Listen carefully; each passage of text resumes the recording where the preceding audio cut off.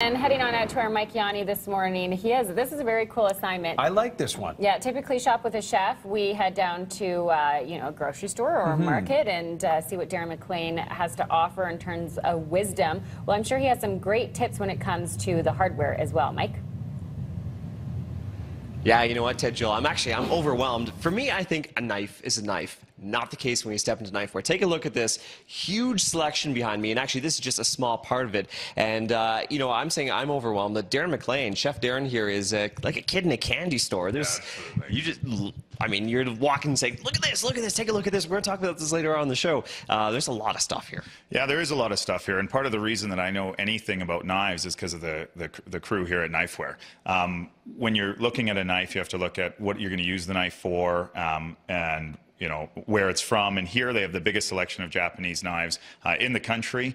You can actually look at who the blacksmith was. And the cool thing about Knifewear is, as you see when we talk to Mike, is you can actually test out any knife before you use it. And that's what makes Knifewear unique, is before you buy it, you actually get to really try before you buy. And when you're a cook, no matter what you're doing, chopping is important, and knives are one of the most important utensils. So that's why we thought we'd try something a little bit different when, shopping with a chef. Instead of going to a market, let's look at knives, because they are so crucial. Because we're looking at a good tool. If you're a chef, you need to have different tools. Just like you need to find great ingredients, you also need to be able to process those ingredients. And that's what this is about. So a lot of times people ask me, where can I find sharp knives, or where can I find that one little knife that does whatever it's supposed to do, whether it's for filleting or for chopping meat or vegetables. At Knifewear, you can find any knife that you need and also work better. And the service is incredible. You need to get your knives sharpened here. You can do that. So again, it gives you an opportunity. So one of those guys is going to help you out when you come down to Knifewear, sort things out and figure out what is Mike, the GM here at Knifewear, who's slicing some tomatoes right now.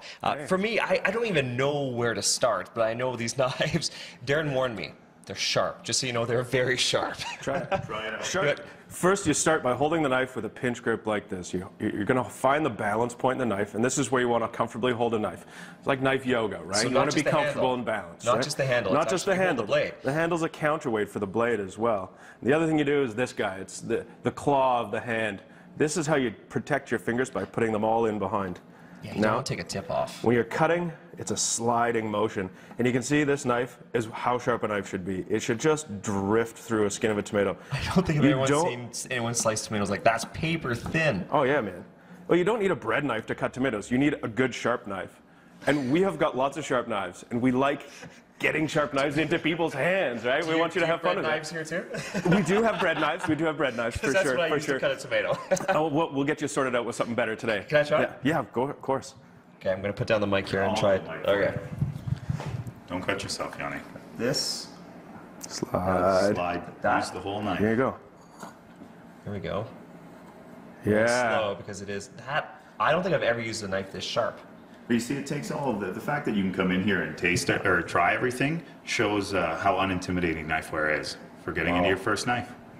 There we go. And what kind of knife is this? What would you call this? This is a Fujiwara Maboroshi Gyuto. Now, none of those words were English. I get that. No, Fujiwara is the name of the blacksmith, and a Gyuto, that's the shape. It's just, this is an all-purpose, great, everyday chef's knife. Okay. Well, there you go. This is just one of many knives here. We're going to be exploring with Chef Darren and Mike all throughout the morning and finding out what all these knives do.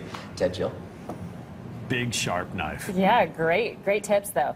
Fingers tucked in. My knife at home cannot cut tomatoes like that. How many times have you tried to cut a tomato and you're just sort of pushing at it? Yeah, you squish it. You squish it. Yeah. Yeah, and then you get the big bread knife.